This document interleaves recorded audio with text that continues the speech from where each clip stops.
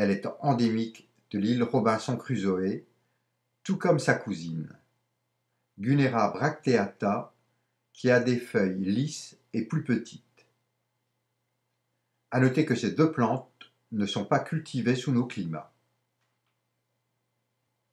Une autre endémique, dont nous n'avons pas l'habitude, est Erigeron fernandesianus, arbuste de 1 mètre de haut, avec ses petites feuilles linéaires tout autour des rameaux et ses fleurs blanches à cœur jaune.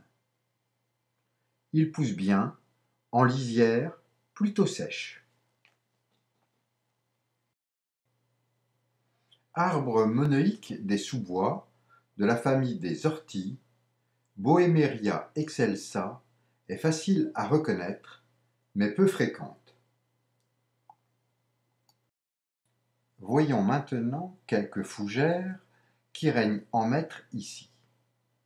La plus convoitée est sans conteste Blechnum cicadifolium, fougère arborescente de 2 mètres de haut avec son panache de feuilles coriaces et épaisses, stérile et fertile.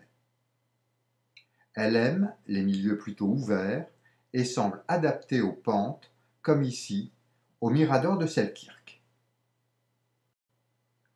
Un autre Blechnum, Blechnum chotii, a la particularité d'être une fougère grimpante.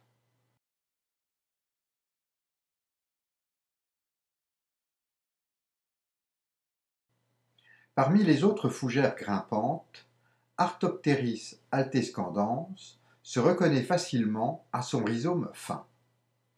Elle peut être abondante à moyenne et haute altitude, grimpant le long des troncs ou couvrant le sol pour peu qu'il soit humifère. Le rhizome de Polypodium intermedium est lui beaucoup plus gros. Cette fougère est strictement épiphyte.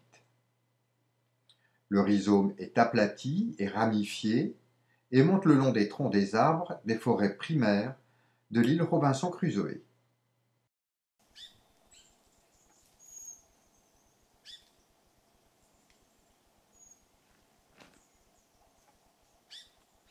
Enfin, Dicksonia bertheroana est une belle fougère arborescente pouvant atteindre 3 à 4 mètres de haut avec son tronc souvent penché qui porte une parure de fronde pouvant atteindre 2 mètres de long.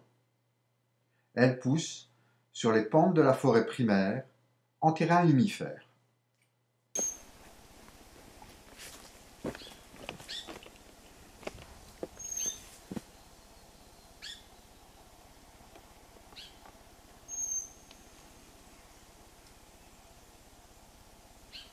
Parmi les autres plantes endémiques et remarquables de l'île Robinson Crusoe, nous avons pu voir Dendroseris, de la famille des Astéracées.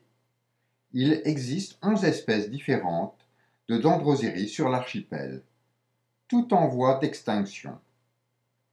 Ici, Dendroseris littoralis est un grand arbuste de 3 mètres de haut à écorce grise, aux grandes feuilles entières et charnues et aux fleurs jaunes en capitule.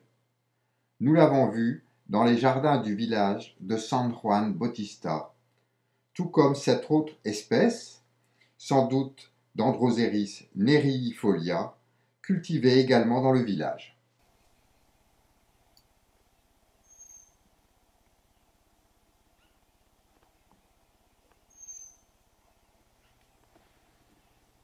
Drimys confertifolia a un beau tronc, parfois de 15 mètres de haut, gris-brun, et les fleurs sont blanches en bouquet.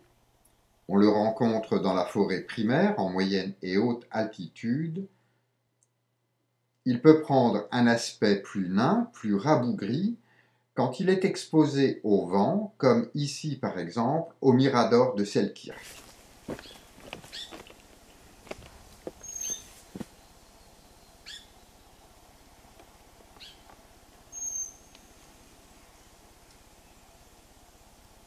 Fagara mayou est le plus grand arbre de l'île. Pouvant atteindre facilement 20 mètres de haut, on le reconnaît facilement à ses feuilles vertes foncées divisées en 13 à 15 folioles opposées.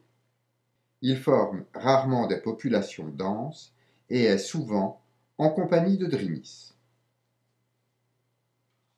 De la famille des myrtacées, famille bien représentée au Chili avec le fameux Luma apiculata, ce Myrcegenia s'adapte bien, soit à une certaine sécheresse en basse altitude, soit à une atmosphère très nuageuse en plus haute altitude.